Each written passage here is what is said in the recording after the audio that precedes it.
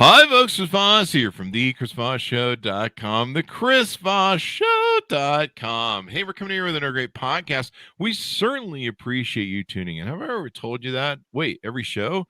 Well, no, we really do. Like from the bottom of my heart, the depths of my soul, from the inner working sanctums of my brain, and what other parts of me can I reference? We appreciate you tuning in. Most of you, there's a couple of guys there in the back we're really not sure about, but the jury's out on them. Anyway, guys, thanks for being here. Go to youtube.com/Chris Voss, hit the bell notification button.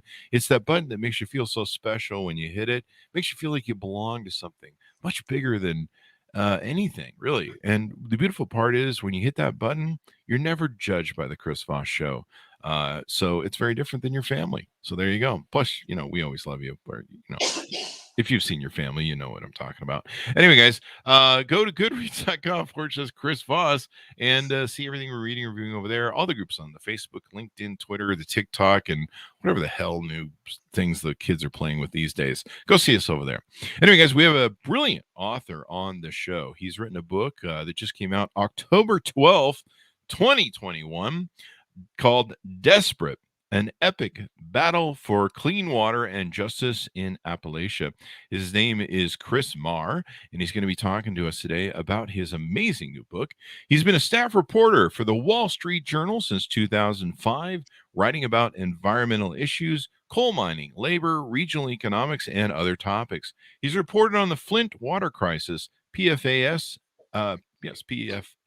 drinking water contamination, and Massey's Energy Upper Big Branch mine disaster. More recently, he wrote about the pandemic's effect on families coping with remote learning. He's covered the trials of Jerry Sandusky, Bill Cosby, and Don Blankenship, and has also written several features for the journal's front page A-head column on topics ranging from extreme pogo athletes to the coldest town in the U.S. He lives in Pittsburgh with his two children. Welcome to the show, Kris. How are you? I'm doing great. Thanks, Chris, for having me.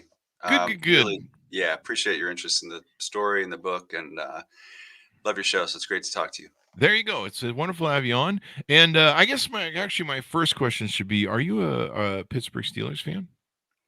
I am. I grew up in New Jersey, so I grew up in the generations of New York Giants fans. But Yeah.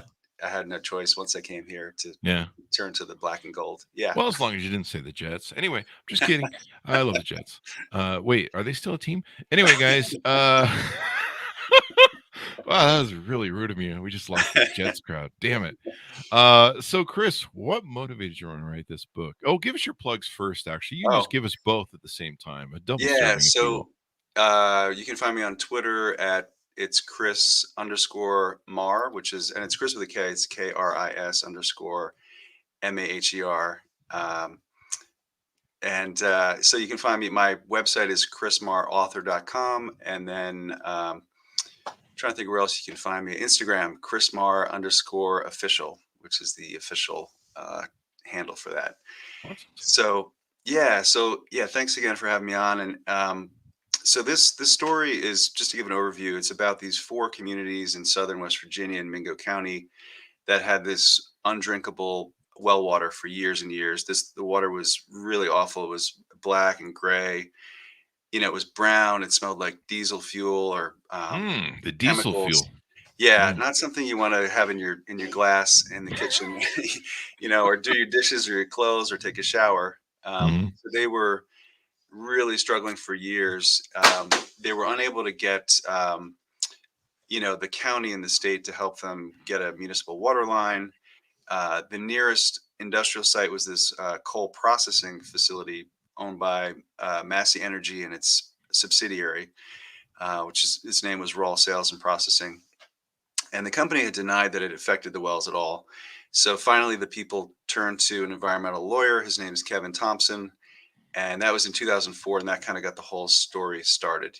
He was Wow. representing the people for 7 years. Hmm.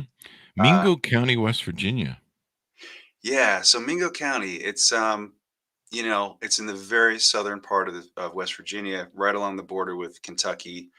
And the communities that I write about are in this. It's a really beautiful area. It's these green hills, winding roads. It's basically hills everywhere. It's just, there's no flat land.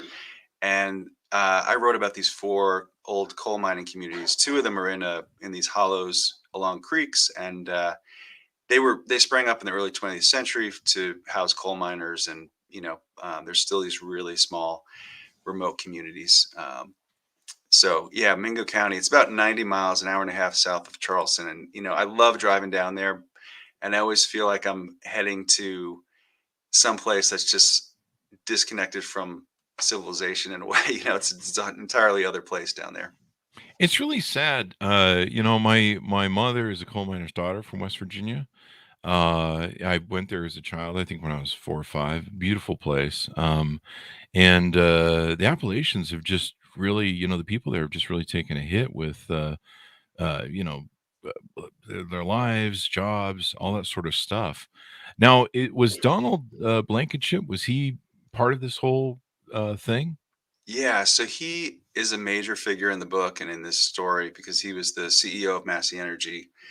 Um, and so, well, to get back to your first question, the reason I Hmm. wanted how I got into this story was I was reporting in 2010 for the Wall Street Journal in Pittsburgh, and in West Virginia, Massey Energy's Upper Big Branch mine exploded in April of 2010. So I went down there immediately, was there for a few days during the vigil to see if miners were going to be surviving. They had these mine rescue teams going underground for days, um, and that I had covered Massey a bit and coal mining a bit, but that really drew me into the state and coal mining even more because I ended up, after 4 days, they determined that 29 miners had been killed. So that was the Hmm. worst coal mining disaster in the U.S. in 4 decades, 40 years. Yeah. So it shook the entire state of West Virginia, especially the southern half. I don't know if you have family from there, but it really sent shockwaves through the whole state. This was touching, 300 miners worked at that mine. And Hmm. so the loss of 29 of them, just reverberated through a lot of communities. Um, and I ended up covering the civil investigation, the criminal investigations that followed for months and actually years. But right away, so that happened in April. In May, I went down and I had just heard about this lawsuit. Someone mentioned on one of those calls when you're reporting. At the end of the call, he says, you might want to just give this lawyer a call. It's an interesting thing to check out, this lawsuit. So I went down to Williamson, West Virginia, Williamson in Mingo County, which is again right on the border with Kentucky. It's this old, fading coal town, seen much, much better days. And I met the lawyer, Kevin Thompson, who had sued Massey on behalf of these 4 communities and about 700 people who had this horrible water in their homes. Jeez. And so Kevin Thompson, he was working out of this old hotel, the Mountaineer, and it's a hotel that was built in 1925. When he started working there in about 2002 to 4, it was this kind of old relic. There was no carpeting, no heat. A lawyer in town bought it and he was trying to rehabilitate it and everything. But so when I went and met Kevin Thompson, he's in this wood paneled office. It was kind of almost like a startup company, but with a Mingo County flavor. It was like Hmm. mind maps on the walls, and they had a Dark Side of the Moon poster, this bluegrass playing and music in the corner, and and I just got this sense, like this kind of visceral sense that that this was this incredible story because you have this lawyer. He's not like out of a white shoe law firm, or he's this guy kicking back in his chair with like a Mothman t-shirt because he's from Point Pleasant, West Virginia. And at one point, he pointed out the window of the office to this light on a hill, and he said, "That's Don Blankenship's house up there." That was like this corporate retreat that Blankenship had built on the top of a hill that kind of looked down, had a panoramic view. So it's almost like this coal baron looking down on everybody. And just kind of that juxtaposition of this lawyer, what he was going through, and this coal CEO who lived in the communities, even though he was running this $1 billion coal company. He's on the board of the U.S. Chamber of Commerce, and it's a big deal in the coal industry, the face of the coal industry in some ways. And then when I found out what the people had gone through, to it was too good of a story to pass up. Just too compelling of a story, really. So before the lawyer got involved, how long were these people drinking this water? How long did they end up drinking this water? Are they still drinking this water where it's Mhm. this nasty stuff? Yeah. So one of the couples that I profiled more in the book. They're the Browns, Ernie and Carmelita Brown. They noticed their water go bad in the early 1980s. They weren't sure of the Oh, exact date by the time I came around and was reporting, but so this is in the early 80s. And what happened was Carmelita went to take a bath one night and she turned on the water and her bathtub just filled up with this gray water. It had these particles in it. She called her husband into the bathroom. They just waited there to see if the water would run clear. And it didn't. And the thing was, the water would get better and then it get worse. But over time, it was really deteriorating. The water was clearly degrading in this area. And so that's really the start. It got worse for people in the 90s. And then again, in the early 2000s, they were really trying to get the state to help them. They wrote to Senator Byrd, who has highways and things named after him throughout the state, but he wasn't able to help. Congressman, even Joe Manchin at the time was Secretary of State. He wasn't able to help for some reason. These people, were just on their own until they got the lawyer. They even called themselves the Forgotten Communities. They had a sign on the road Jesus. that says, please help us get water, the Forgotten Communities. And meanwhile, Joe Manchin is the guy who decides whether we have infrastructure in this country. Like, shoot me in the face already. There might be some kind of a through line here from the early 2000s. Consistent stupidity. Now, I know that this guy, correct me if I'm wrong, but I know this guy was intertwined with a lot of stuff, this Don Blankenship dude. Not only was he had his head up Donald Trump's butt, if I recall rightly, and then Donald Trump was trying to help them bring coal back because, that's something that should come back. Why don't we just bring back I don't know, steam. Well, at one point he didn't want to bring back steam and Navy ships. And then I think he's the one who sued John Oliver, right? Yeah. So I think what I know now, so just to go back a little bit, Blankenship kind of exited the scene. And after that accident that I referred to before, 2010, he was ousted later that year from Massey Energy. The company was sold. The board of directors had a lot of motivation to sell the company because they were under potential criminal liability themselves. So the company kind of disappeared after that. It was absorbed by another company.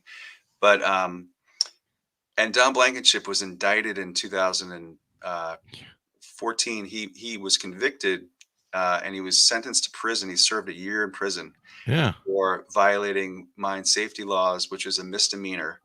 And that term misdemeanor is really important because since Blankenship got out of prison in 2017, I believe, he has sued. And, so just to go forward a little bit, he, in 2018, he ran for Senate in the state of West Virginia, but he lost. And he lost in the primary. But during that campaign, he got a lot of media attention on, all the stations, CNN, Fox, everywhere.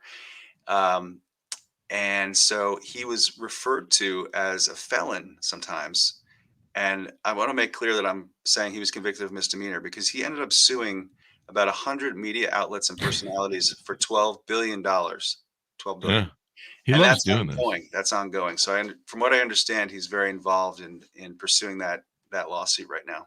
Yeah, and he just they're moving forward on the Donald Trump one. I'm Junior. I just saw it as on the 7th of this month. They allowed it to go forward, so that's good. I hate to see Don Jr. get sued and maybe lose the $5 his dad gave him or something. That's just wow. I'll send my thoughts and prayers. But I remember John Oliver doing the bit on the Blankenship guy, and he's like, go ahead, sue us, and then he sued them.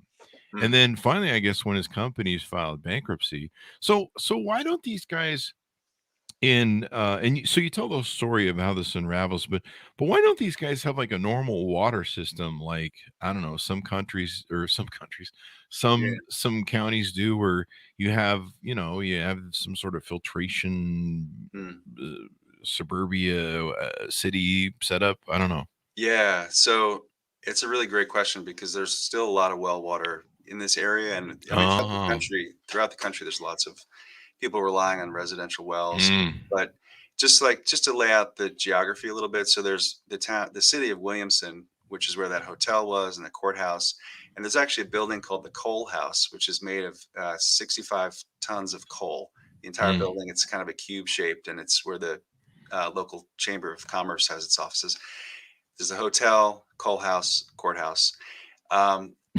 Just to lay out the map a little bit, there's Williamson, and then there's Matewan, which is a very historic town there, which you might have heard about the John Sayles movie, which was about the 1920 organizing effort by the miners there. And the Matewan massacre was a shootout between the sheriff and the Baldwin Felts detectives that were, kicking miners out of their homes, forcing them into tents. So, but between Williamson and Matewan, there are these the communities that I wrote about. And so it's very rural. Matewan and Williamson do have municipal water. But the thing was, in the beginning, the people couldn't get connected to those water systems. Mm-hmm. Now, but the other thing that's kind of remarkable about this whole story is that Don Blankenship himself lived in one of these 4 communities, and he had a water line. He had a pipe going from Matewan to his own house. Wow. Sometime in the 1990s, he got it. And that was something that outraged the people. Meanwhile, essentially, they're his neighbors with this, contaminated water. And he had water coming from Matewan himself. And, Wow. I did ask him about that. And he said that it was kind of a casual thing. He didn't remember. And he's got incredible recall for every detail. All the Sues calls, everybody for it. But he portrayed it that the way he told the story, he had just told workers at the company, "Hey, if we ever have an opportunity to get some city water, let's get it," just because generally it's better than the well water. But that's like the 1% right there. right. It's Bernie Sanders, the 1%. Wow, man, that's just extraordinary. So why wasn't his company providing, a better water to these people? Was kind of it, I know some people have well water and they're like, especially when I grew up, we got well water, we don't need shit.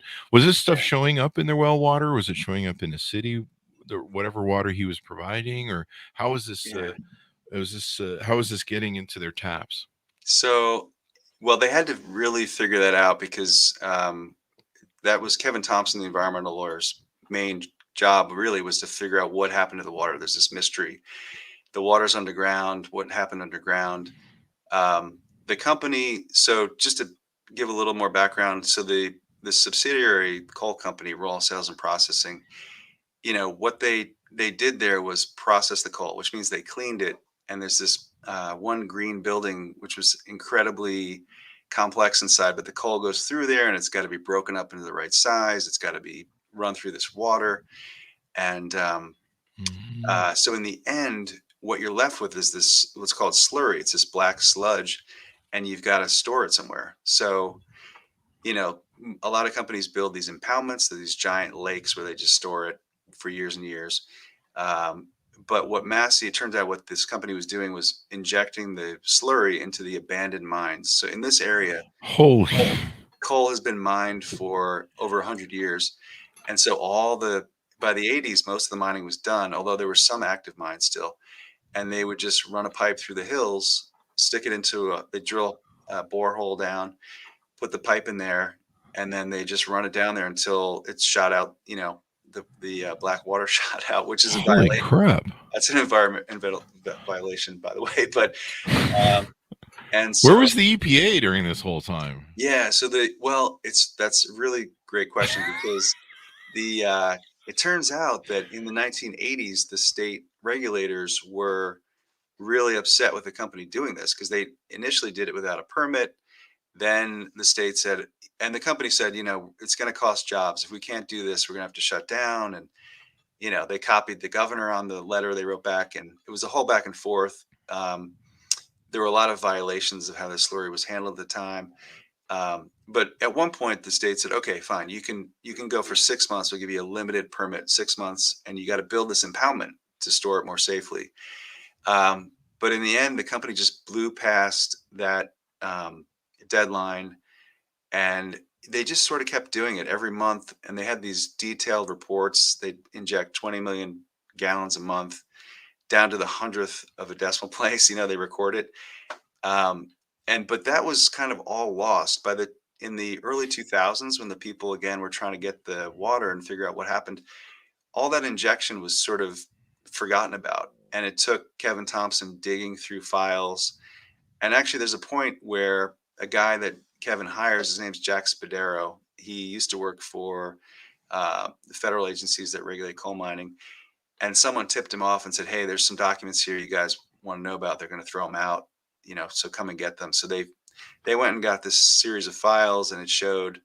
I don't want to give too much of the story away, but Yeah. literally a billion gallons was injected into a small Holy area.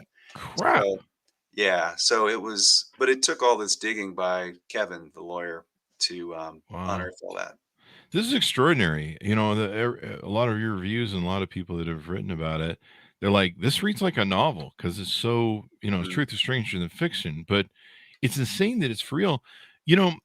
When you really study like the red states, and I hate to sound like a liberal, but I am, but I'm not trying to be political, but you read about some of the things that goes on, and these people really vote against their own best interests a lot of times between jobs and you see the corruption that goes on in red states, and you're just like, why do you guys keep you guys have like your Russian roulette gun pointed at your head, and you wonder why.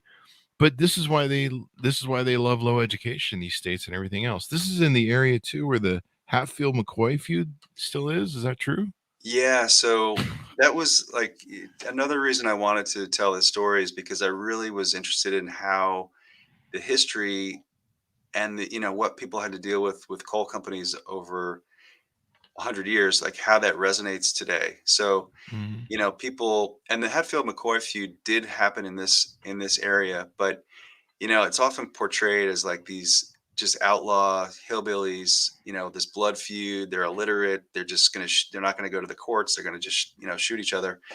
But I talked to some scholars, and there's also people locally who've dug through lots of court filings and all the courthouse records. And so I think it's even more interesting that it's more almost of an economic story, because what was really happening in the second part of that Hatfield McCoy feud, it's between the Devil Anse Hatfield, old Randall McCoy, and then, but what was really happening was the railroad was coming through in 1892. They were going to connect, Ohio, Cincinnati to like Norfolk, Virginia. And they chose this right along the river I was describing, the river and the road between Williamson and Matewan. But before that railroad was completed in 1892, um, the smart businessmen in the area, the merchants and all these guys from like Pikeville, Kentucky, even Logan, West Virginia, they were aware that land values were just going to skyrocket, and they wanted to get in on this Mhm. land grab, and the mineral rights, which is a whole other thing about how that's been taken away from people locally by these huge corporations. Yeah. Um, a lot of the fight had to do with these investors in Pikeville trying to get Devil Anse's 5,000 acres. And so I get into that in the book, and I think it's, you know, um, interesting that it's more of, I don't know, these people were more sophisticated than they're given credit for in the popular story. So, there was that fighting, which is over land and capital. And when the railroad came through, it just transformed this region, just industrialized it quickly. Mines sprang up. Mhm. Williamson, Matewan were like boom towns. Um, then you have miners for the next 20 years working in really tough conditions. I mean, these coal companies had these mine guards that were basically their company police that would police the people. Um, and people got paid in scrip, which is company money. It's a currency you can only use at the company store. You got to buy your own equipment, your carbide for your lamp or whatever you need, your blasting caps. Um, and so in 1920, there was that Matewan massacre I was talking about. 11 people killed, and then uh, after that, uh, there was there were people living in tents all along the river, and some of those people at the time were the grandparents of the people in the Kevin Thompson lawsuit. over Oh, fighting over wow. their water. So they had been fighting the coal company for 100 years, basically from 85, 90 years. And so they kind of had that in there. You talk about people and their interests politically and everything. It's such a complicated picture when you look at how do people feel about coal companies, Yeah. because they, relied on them for jobs, but they also, had been screwed over time and time again. And, Yeah. um, I remember seeing it when Trump first got elected. He's, we're bringing coal back, and people are like, I want my coal job back, and you're like, black lung, what? right. Um, it was insane. If you understand how the market works and how Mm. natural gas prices, it just becomes so much more cheaper. But yeah, I remember hearing, I don't know, years ago, I was watching something about the mineral rights being taken away from the people in West Virginia Yeah. and how subversive it was. Like I said, my mother, I just sent her a text to see which city she grew up in, West Virginia. I think it was Charleston.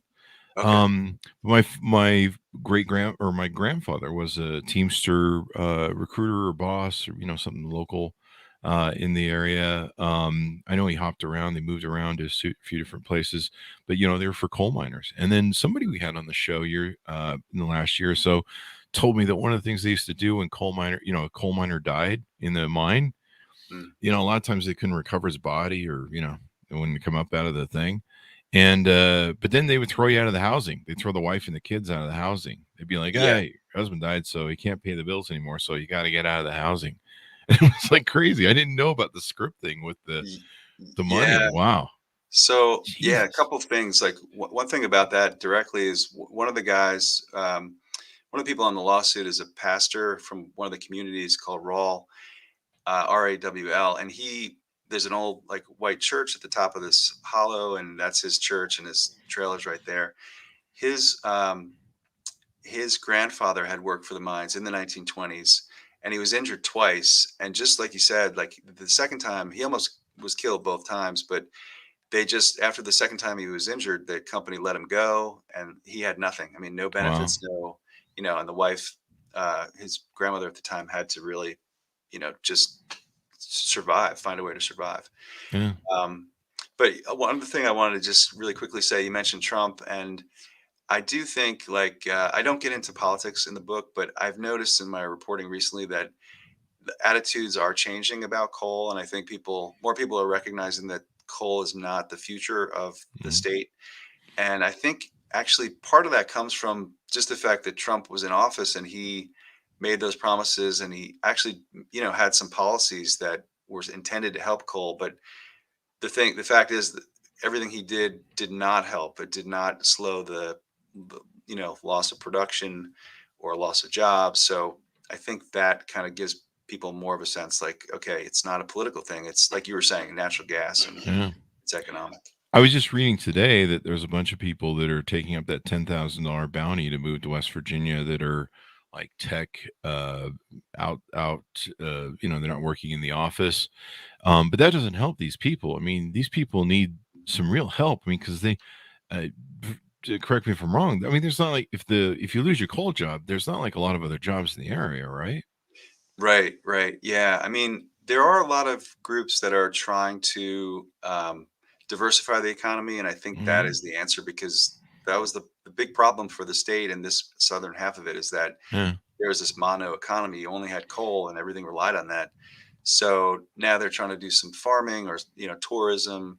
And I've been really encouraged when I go to Matewan recently, um, where you go there and it's still really historic. It hasn't changed that much. You can still see where the bullet holes are in the buildings and everything. Oh wow. But yeah, yeah, it's pretty wild. But they've been doing a lot of four-wheeler trail riding and things, and so there's a couple of restaurants that have opened up, Yeah. um, some You know, stores, and they're doing really well. I was just there last weekend, actually. yeah, it's a really beautiful country. When I went there as a child, I was just amazed how much green there was. I was like, "Holy crap, look at all these Hmm. trees." And I remember the bees, what do they call them?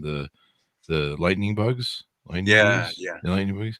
Yeah, those are amazing. We capture 'em in the jars, and the squirrels that would soar through the trees, the flying squirrels or whatever.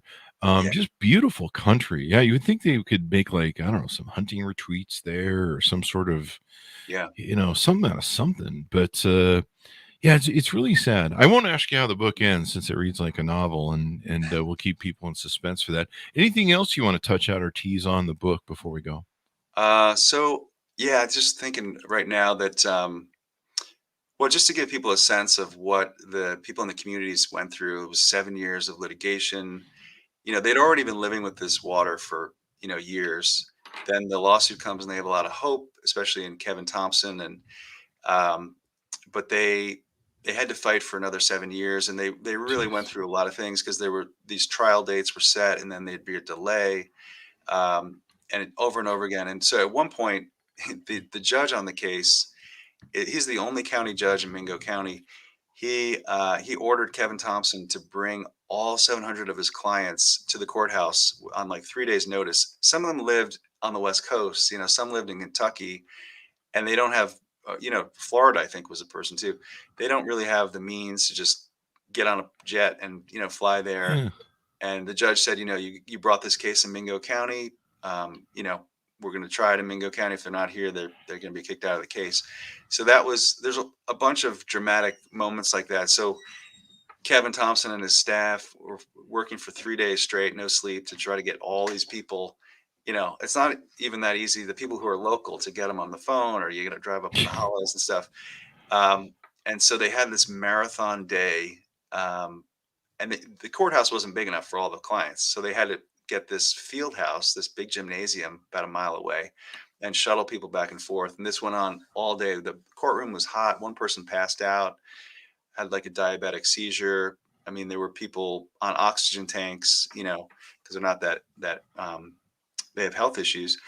And so that was, by the end of it, Thompson was just, collapsed, exhausted. They did settle some of the cases. But I'd also say that comes a point where Kevin thinks he worries about the judge. There's an appearance of impropriety, Mhm. and the judge, again, he's the only county judge.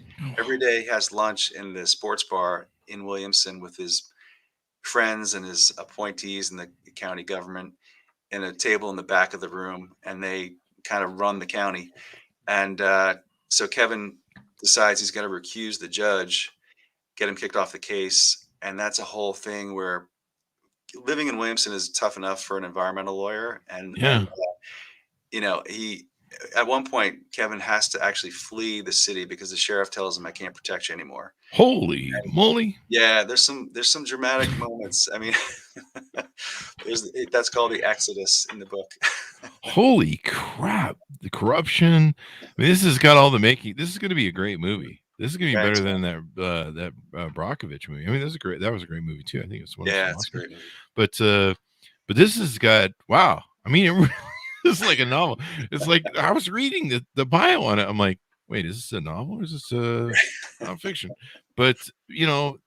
it's really sad. These people live here. Their children probably, I don't know, got poisoning from a lot of this. They were getting kidney Mhm. stones to cancer, it says here.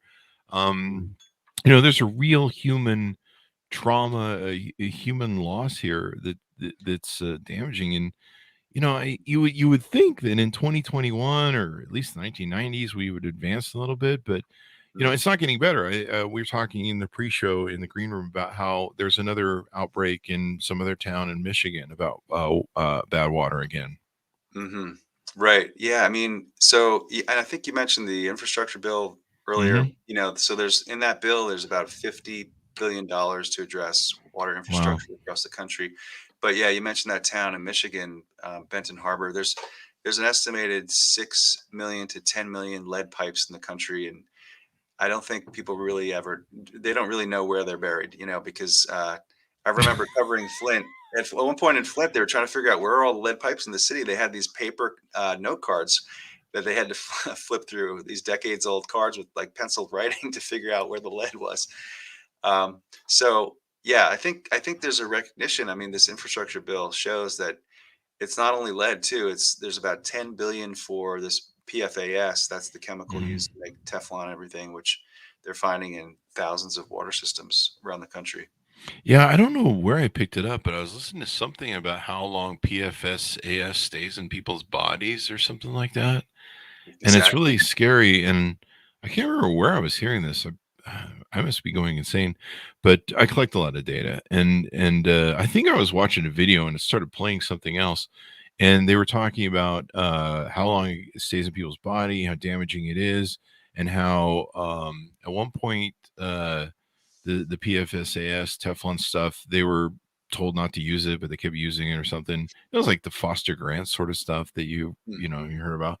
Just the same what this country gets away with. And isn't the irony that the guy who's is the linchpin for that for the Build Back Better program is Joe Manchin from West Virginia? Like, Yeah, shoot.